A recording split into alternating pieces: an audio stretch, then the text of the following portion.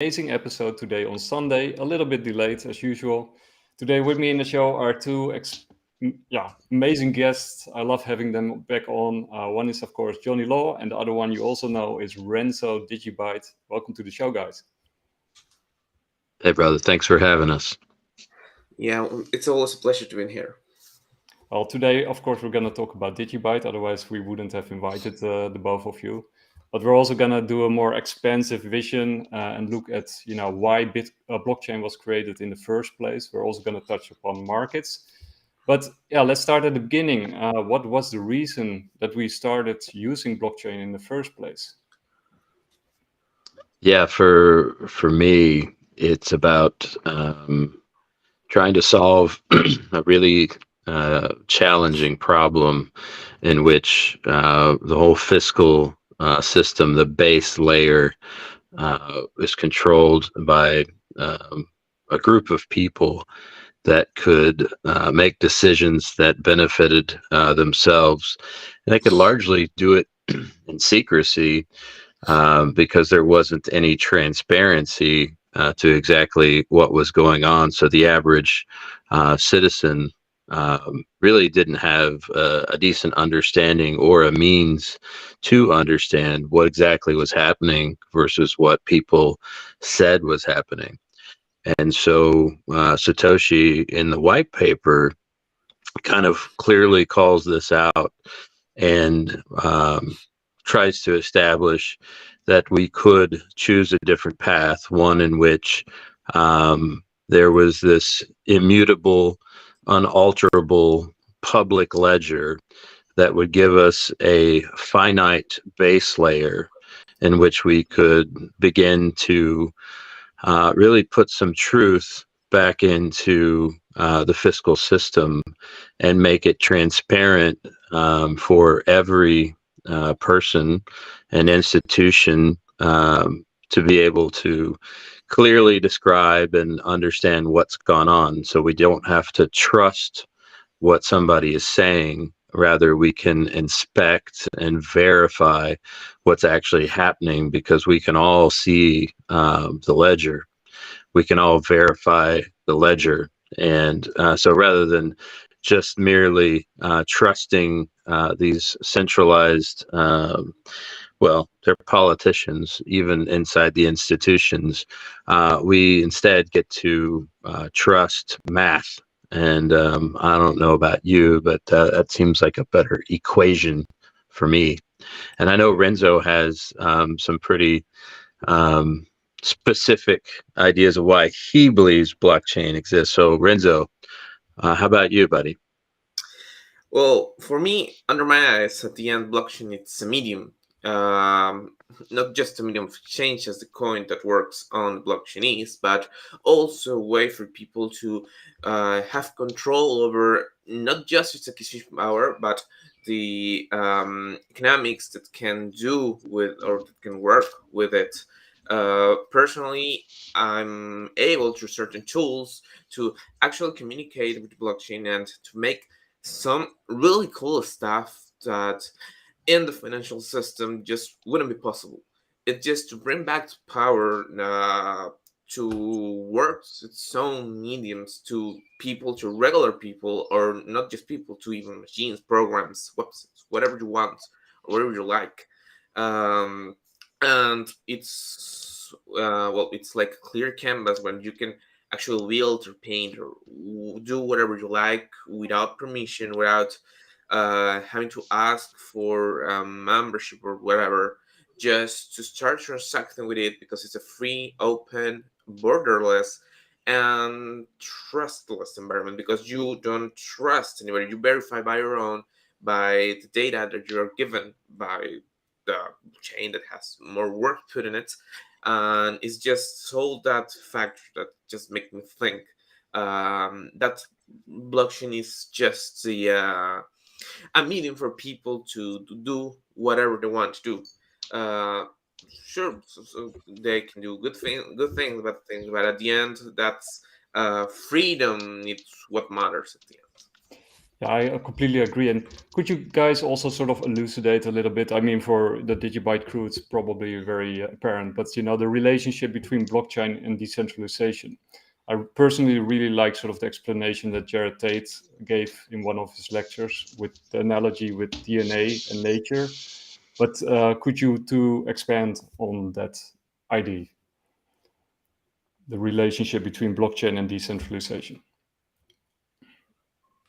Go ahead, Mark, or Yeah, that's fine. can... Yeah, I like Jared's use of DNA as an example. But I think I shared a recent example I have shared a couple of times regarding Pando, which is like the world's largest living organism, one of the oldest as well.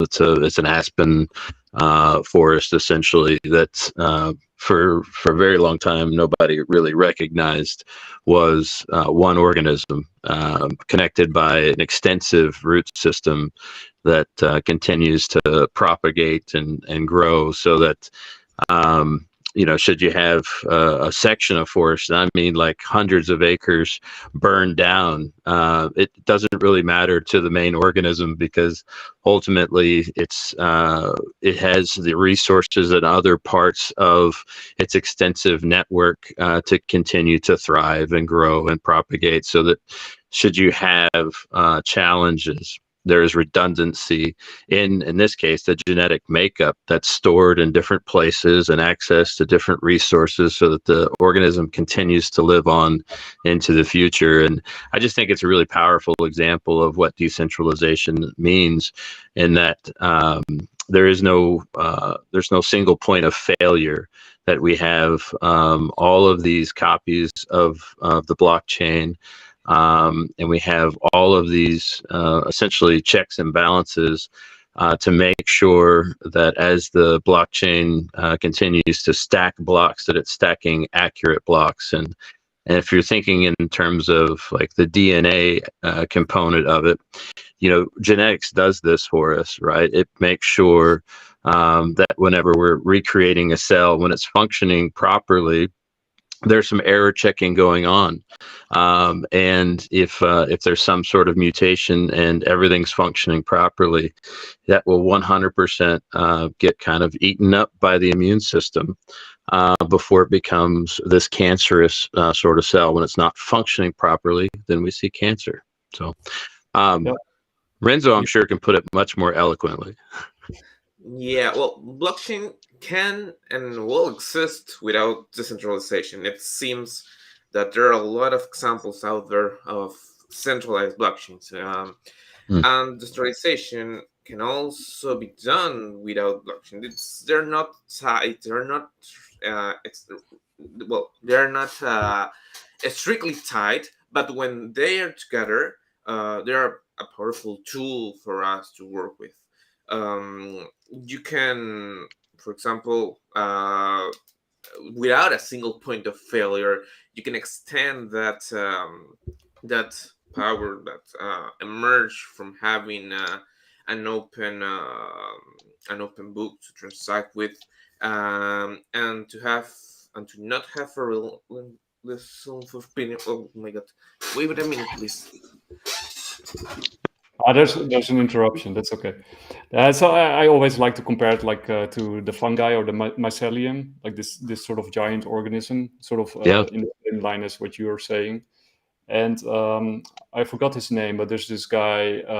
He's I guess from the U.S. military, who also made a really good point that blockchains like Bitcoin, but also these DigiByte and others, they optimize for redundancy, or basically for anti-fragility, you could almost say.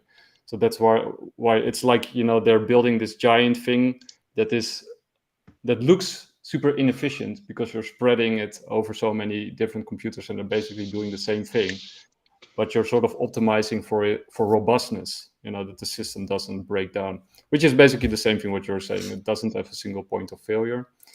And those single points of failure also have to do with control, right? It doesn't have these intermediaries that can take control of the system, that can hijack it.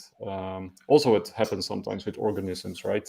Some organisms can get hijacked by fungi, even, and other pests, and yeah.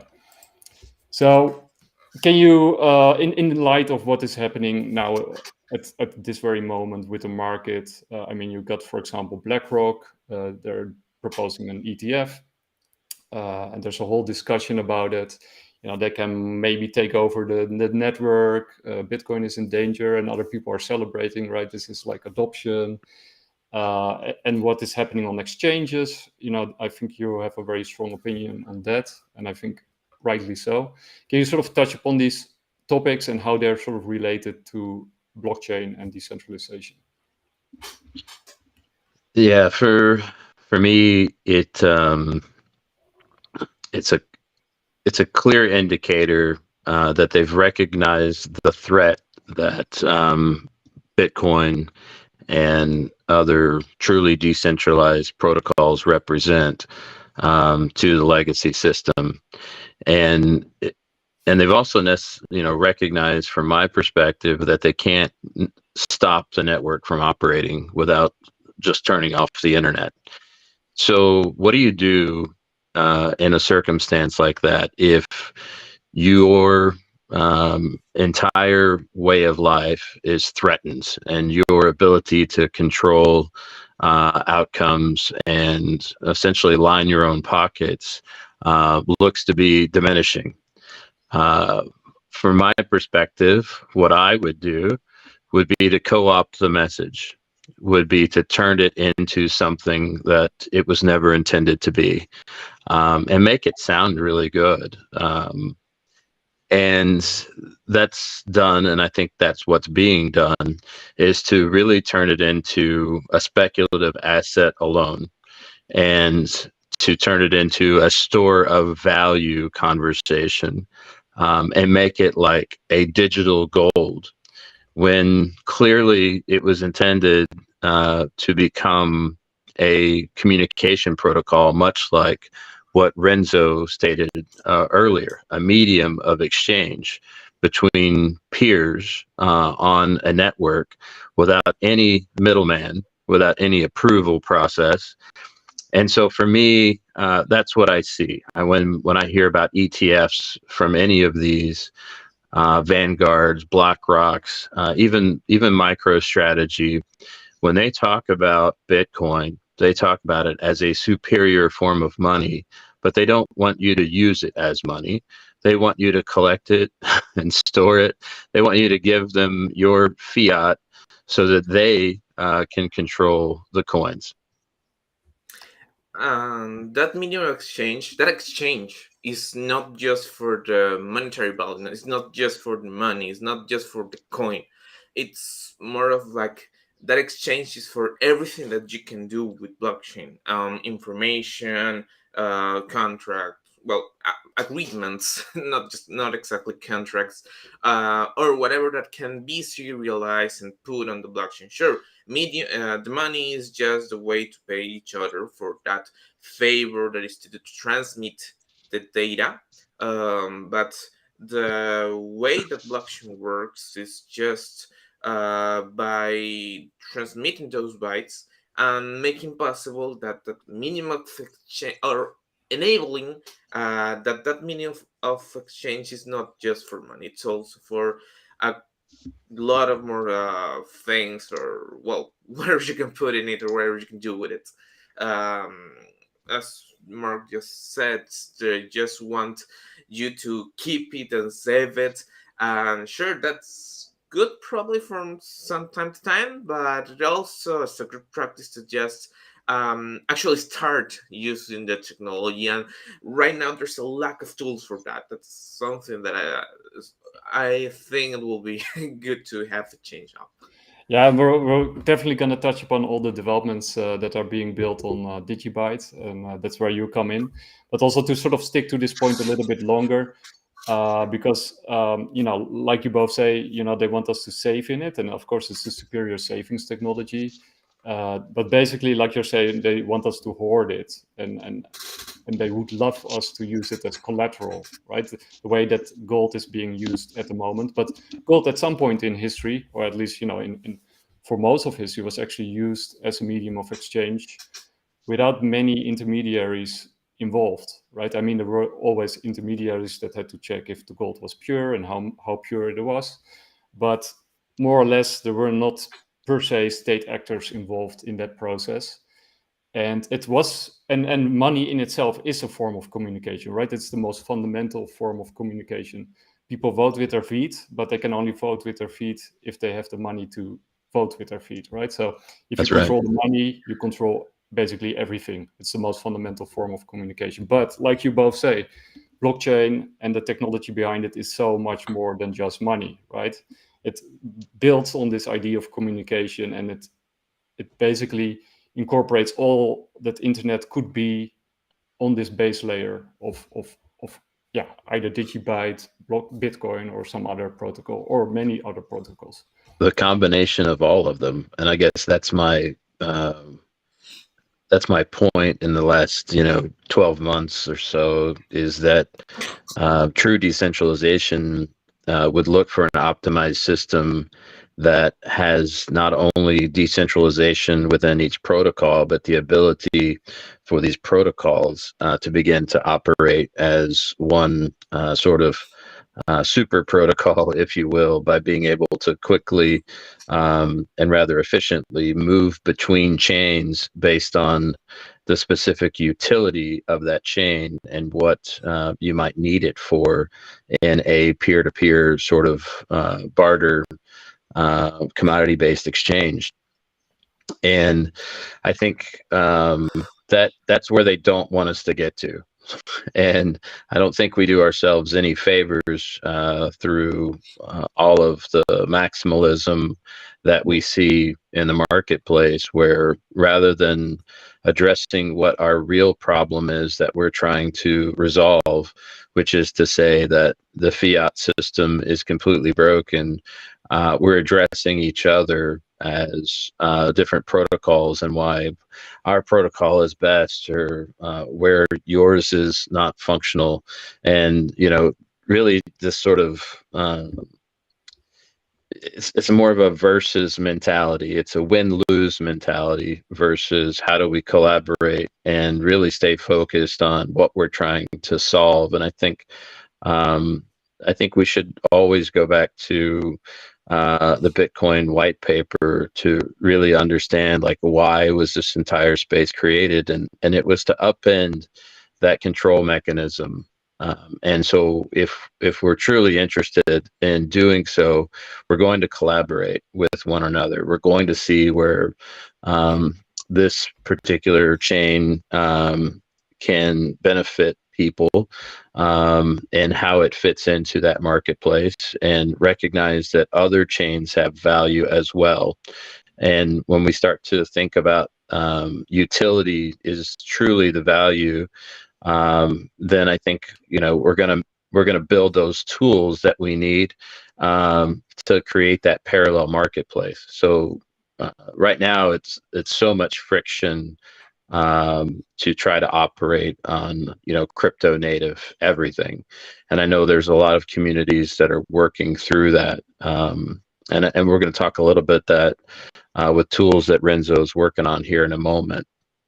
But I think that's what's going to be necessary, was both the collaboration of different protocols, and then tools that reduce friction and really the barrier to entry for most of planet Earth here. Yeah, because most of these protocols, when they sort of developed, they were in competition with Bitcoin, and they tried to do what Bitcoin did, only better, and failed, right? Because Bitcoin is optimized for doing what it did. You could say, like, a DigiByte does certain things much better than Bitcoin does, especially the speed, the cheapness of the transactions, and sort of the ability to build upon it, right? Because it's sort of incorporated in DigiByte from the very beginning. But right. So as each protocol has a sort of niche where it excels or could excel, and instead of this tribalism where we all fight each other and where we can't stand each other, we should sort of seek out those different capabilities of these projects and work together, because basically they want us divided and fighting each other, and they run away with everything. Yeah. Well, at the end, human nature is just divide and to be divided. Sure, we start as one on, Bitcoin, and from time to time, someone said, "Hey, maybe I have a better solution for the problem," and then you have a new coin. After another insanely amount of crypto projects out there, but I think in the core, at least 99% of them try just to reach the same goal. And for decentralized communities, it's always hard to put together an effort. DigiByte it's one of the best examples for that. But with enough time, I hope, no, and I believe also that we're going to get there eventually. So yeah, let's dive into these developments that are happening on DigiByte, and that sort of illustrates, what you could do with blockchain and decentralization and this mindset. What have you been building, Renzo? Well, let's start just as a background, saying that DigiByte was not just meant to be a coin. It's, as I said before, a medium of exchange, not just monetary value, but also about information. One of these capabilities is the DigiAssets. DigiAssets are, well, NFTs on DigiByte blockchain, which is a pretty awesome thing considering that DigiByte uses a UTXO model. That's some technical things apart. I'm not going to dig into that.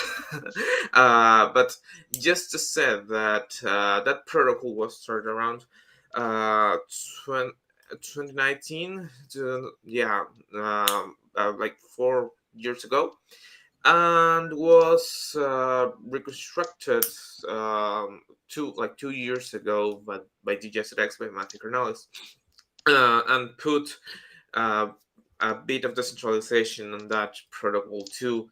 A part of that, there's also DJD, which is an authentication method that works with, with the cryptographic signatures that secure the digital blockchain. That two pillars next to DigiByte coin are known as the three digital pillars that works on the DigiByte environment, on the DigiByte network. And up to now, there's been some difficulty to have this whole in a single application or in a single way for general users to use it. Sure, there were some apps like DigiByte Mobile that was great at the time, but right now it's a little bit updated and is not a good practice to use it due to some bad decisions that were made in the past. So what I'm trying to do right now, what I'm developing right now, it's an application or a desktop application called DigiByte Desktop, which will be the main, or I hope that will be the hub of all DigiByte functionalities. Not just DigiAsset, not just DigiID, and not just DigiByte Coin, but everything that DigiByte is capable of, such as multi-signature wallets, such as communication methods, or as SMS blockchain or communications, a DEX like marketplace for DigiAssets, and much more. I hope that this project will be what DigiByte needs to finally reach its full potential. I know it's pretty hard to believe, pretty hard to achieve that, but at least it's going to be one step closer. Right now, if people want to get more information about the project, they can visit digibytedesktop.org. It's the website of the project where funds are being raised in order to try to get this project done as fast as possible. Right now, I'm not going to say in the middle of a bear market. I think that we're most surely to an end. But I think that projects like these are meant to be done in times like this. And when big things start in the market, big things start in in the environment, these tools are already built for new members to get into it. I personally came to the DibiByte community in the 2021 bull market, and I found a lot of place to grow, and it's been an amazing experience to be here. Well, that's the main thing that I've been working on. I also had some projects in the past, like DigiFaucet, which is a method for everyone to claim free DigiBytes at the DGS Explorer, that you can look for any DGS that has been created. And DigiByte Domains, which is easy to use domain name system like the Ethereum name system, but for the DigiByte blockchain. As you can see here, Mark, Johnny has in his handle JohnnyLaw.dgb. My handle has RenzoDGB, and that's our handles. That if you have a compatible wallet such as DGSX, you can send or you can identify us in the blockchain as a public name. And I think that point of or that level of personalization is at least good to create identity between people and blockchain, and for them to feel them more like, hey, this is ours, this is for us. And I think that's the main sentiment, or the main feeling that people must have towards blockchain. That's a technology built for us. I think that's that's. Do you have anything to add to that, Johnny? Yeah, I would add that Renzo's amazing, and that I truly appreciate all of his teaching as well. Right, so amazing, an amazing teacher, very patient, always very gracious with anybody that has questions, and very really just generous with his time and talent, and every time I've talked to him, I walk away inspired, because I know the purpose with which he does this work, because he sees the underlying challenge. He sees the opportunity in the technology to kind of change how we interact on a global scale, and continues to build into his own capabilities by just trying to do something that takes the next step to really bring forth all of the capabilities of the blockchain into a very user-friendly experience. And I think that's been his focus as long as I've known him, and I've known him for a while now. The other thing I would highlight is that all of that work is being done in the open, right? And I think that's a really key point for us all to recognize and appreciate. Open source software is a part of this sort of core revolution here, in which we talk about transparency on the blockchain. There's also a need for transparency within the software itself. You think about Linux and the entire ecosystem behind it. It's not something that you see necessarily discussed in the public realm, but those individuals that spend a good deal of time really building security solutions and making sure that we're advancing the technology, they prefer Linux, right? Because they can go in and make sure there's not malicious code. They can view the base layer just like you would view a base layer of the blockchain, and ensure that the data is being used in a way that they approve of. And you have this really decentralized group of people that are looking at all of the updates to ensure that trust is not violated by exporting the data when it shouldn't be. And so when I say Renzo's building in the open, he's absolutely doing that, right? Making sure that we don't necessarily have to trust what he says. Instead, we can, again, trust the code. And so I think those two things go hand in hand, and they're not different conversations. As we look to continue to build tools moving forward, I think we have to really almost require it. As we've seen a number of closed source, well, vulnerabilities that really can't be explained. And I'll bring up Atomic Wallet as the latest example here, in which there's been a lot of blame placed on, anonymous hacker groups, but there's no real explanation as to what's occurred, and there's no way to know that what the team in charge of Atomic Wallet has stated, which is not much, by the way, is real. Because it's all closed sourced software. So there's no way to know if there's some sort of malicious code that exported the keys or not. And you think about Ledger and the conversation around, they stated very publicly for a long time that they had no access to export private keys, and now come back to say with an update that they can. In order to protect you. And those things I'm not saying are malicious. I am saying when there's no way to verify and somebody asks us to trust them, then it introduces some vulnerability.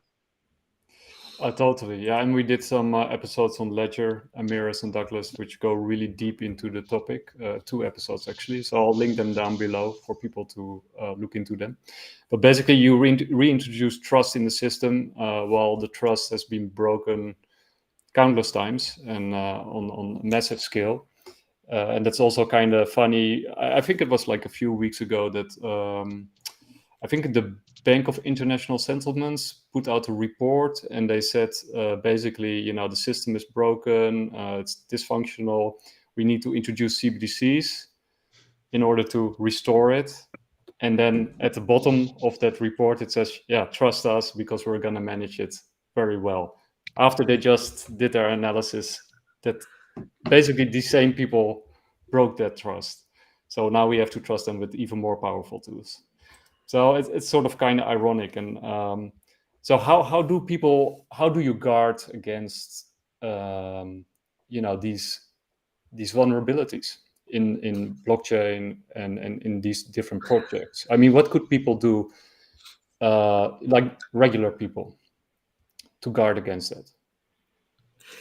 Well, the first thing that anyone can do with these vulnerabilities is, once again, to have multiple, or not just one point of failure. If you have, for example, okay, let's take as Ledger as an example. I have a Ledger over here. It's my hardware wallet. It has been the first hardware wallet I ever had, and I only use it with the Ledger application, desktop application, or the app. Yeah, and that was a product delivered by Ledger. Well, a few weeks ago, they dynamite all that trust in a single announcement, and now I think, well, I am capable of not use their application and by myself use the device I bought and with some code that I write to actually make my own transactions. Probably not the last devices, like the few products that they make. Probably the first one that I had around here. But as a singular people, or as individuals, what we can do is just to move to a different provider or source or whatever you like. And that's exactly why DibiByte Desktop is going to have the capability to use Ledger devices for people not just to rely on the official Ledger product, but to have another one that it's open source. It can communicate with the device and well, to just still have these tools. So would you say, Renzo, that because, for example, Jameson Lopp is very famous and excellent person in the space who's doing also amazing job, not unlike you, but he sort of makes the point like, yeah, there's problems with Ledger, but it does, within its niche, it does what it needs to do. And if you're aware of the dangers, then it's okay to use it. Would you disagree with that and say like, no, we shouldn't accept it at all and just move all towards a provider which simply doesn't take that risk? Well, I don't know if I don't know the internal structure of the wallet, even though, or if not, I actually don't know if it's open source or not. I think it's not. But even though I can't look inside the chip by my own and see what it's in there on the device, it's actually legit or it's safe. So there's always a risk that I, as an individual, will need to accept, but with with the education, with the knowledge that I've managed to hold or to read or to get within the years of experience or months of research that I can do about the subject, I can have at least a balanced a balanced way to decide if it's good or if to use this product is good or not. In my opinion, in my personal case, I'm going to still be using the Ledger devices, probably not the Ledger app to use to sign transactions, because at the end, what the product does is just a signature device, and it always going to require the human interaction to do so. By its own, the device cannot connect to the internet. And if I know that the device is in a secure place, if I know how at least how, or I have notion of how the internal structure works, then I can consciously rely or know that it's safe enough to save some balance. And if I don't think it's the best, then probably I will just roll some dice by my own, create my own paper wallet, and use that as a But backup device. sort of at the base of my sort of question is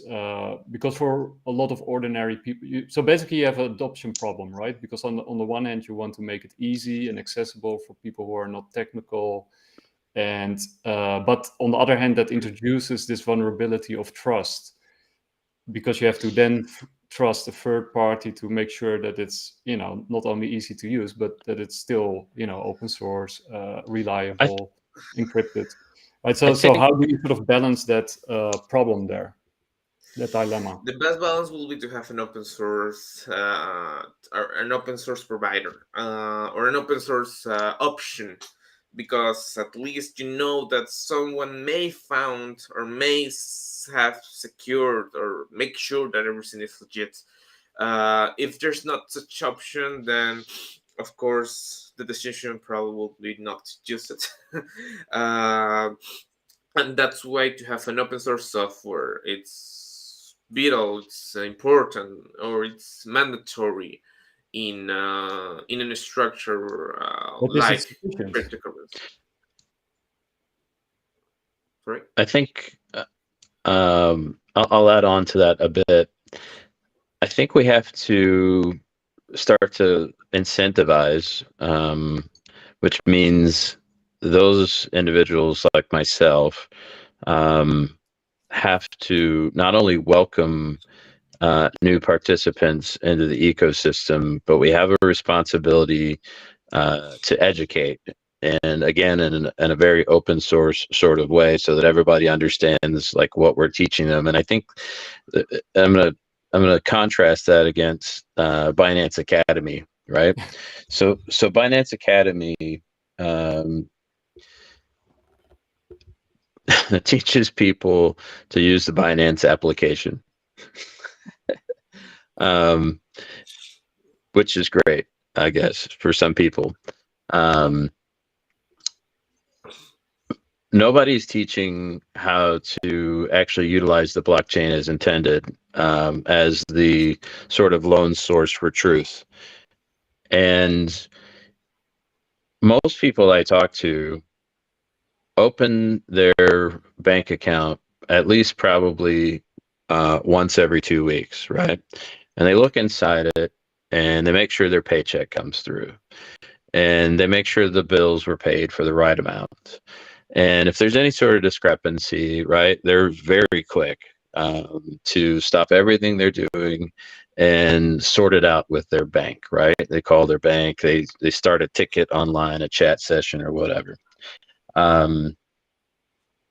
Whenever they go to fill out a credit card application, they've got to put every bit of personal information out there into record, right? In order to get this ledger in which they can operate in the debt matrix with. These things are incentivized because it makes their interaction with the rest of the marketplace somewhat frictionless. I would say that we need to teach people how to use the blockchain to verify these very same sort of processes, and start to trust what they can see recorded on an immutable, unalterable blockchain. As we start to think about peer-to-peer interactions, I don't think it is ultimately more complex than the fiat world. In fact, I think it makes much more sense than what we do in the fiat world. I do think it is a state of mind that we have to address, that we have to, through education, just help people become comfortable with it. And I think we'll have that opportunity as more and more participants, maybe not here in the United States, but at least globally, start to look for alternatives to a system that they can feel is completely broken. And if we don't come together to focus in on education on how to use these tools and really build some foundational skills and knowledge, people will walk away and go for the easy system. And it's not easy because it's easy. It's easy because it's kind of just the fabric of how we've operated for the last few decades. Mandatory. Yeah, that's right. Yeah, so yeah, I completely agree with it. And on that same note, two things. First thing, people check out what happened in the UK with Nigel Farage. He did like a sort of public announcement and called everybody who has have their bank account blocked in the UK to come forward and talk about it, because it happened to him for quite arbitrary reasons. And whatever you think of Nigel, I mean, he's very controversial. You can love him or hate him. Most people hate him. Doesn't matter. But if your bank account gets blocked, that's a big deal, because you cannot do anything. And it turns out like thousands upon thousands of ordinary UK citizens had their bank accounts blocked for very arbitrary and suspicious reasons by their banks. And that's also happening in the US. I already know that. And in Canada, Australia, all the Five Eyes, but also in Holland, actually, that people don't know about. So it is happening. And, this is the reason why you really have to sort of dive into crypto, blockchain, and decentralization, and why it matters. And that's a nice segue into a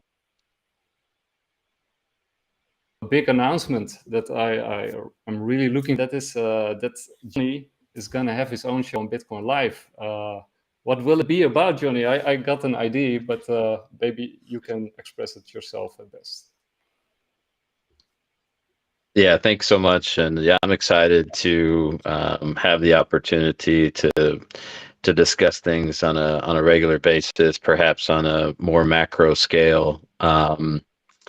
But I think what we just talked about in terms of like, how do we move forward in a collaborative manner that helps onboard people into a permissionless peer-to-peer marketplace that runs parallel. I'm not saying, and I'm not deluded enough to believe that it will completely replace the legacy system, but hopefully allow sort of a lifeboat or an ark, if you will, of freedom to carry along the global marketplace that starts to connect us together in network states, so that the nation states that would have us stay divided don't have complete control to do so, because I truly believe the law and order aspect of this world has sort of fallen into the background, as they primarily use financial systems to punish, to control individuals, and we saw that. You just made some great examples of things that are happening real time right now, based on people's political points of view, based on things that they support in a business world. And I think we've got to talk about it in a way that hopefully is relatable, and that's going to be my focus. And I know sometimes I can be a bit out there. So trying to really make it more relatable, focus in on some of the tools that are available right now, and then talk through what needs to be built in order for us to really start to expand the marketplace. That's super exciting, and I'd love to have you on board. And if it comes to education, I think you're the perfect person to do this. I mean, we're trying to. We have different shows elucidating different facts, but I think this sort of specific issue, I think it's perfect for you and your show, and I can't wait to look forward to the first episode. Happy to have you on board, Johnny. Yeah, it's going to be fun. I think having some discipline to create a focused message will be a good challenge for me. I have a tendency to be a abstract individual, always diving into the weeds. So trying to bring it back and make it relatable for me, I think is it's an important part of what's next, for me anyways, and I hope people find some value in it. Yeah, no, I think you're very good at explaining things in a very accessible way, and you're always very balanced in your views, and you know many people in different protocols and different systems, and I expect Renzo will probably also be on your show in the very near future. I'm very happy with this news. And Renzo, is there anything else that you're building at the moment, or that you want to sort of throw out there? Well, first of all, Mark, Jenny, congratulations on your show. I think you're the best person to enlighten everyone with your knowledge. I think you put everything in so very simple terms. Personally, you've made me understand a lot of stuff that's happening right now with easy words. I don't think I will be. I don't think I'm able to concentrate that kind of information in easy word. Unfortunately, I'm very technical in some aspects. And well, getting back to what you asked, right now, DibiByte desktop development it's ongoing. It started last week. I had a few meetings with people here that are going to help with UI and UX of the application. The core of the application, or like backend stuff that made wallet works, is not going to be built in the first month because needs first to be done, like to have design or an approved wallet design front end part of the application.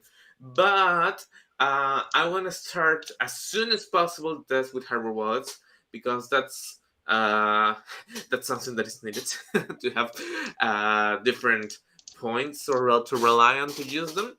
I remember last year when I made when I first signed a transaction with a hardware wallet. Was a real exciting moment. I haven't done that since then, so I'm looking forward to do it. I will definitely post something when I broadcast that transaction. I'm definitely gonna do that. But yeah, that's basically what I'm going to do in the next months until that application or that project is done. Yeah. Awesome. So yeah, I recommend everybody to follow Johnny and Renzo. The hashtags are of course in the title, but I'll also link them underneath, as well as all the things that we mentioned during the show.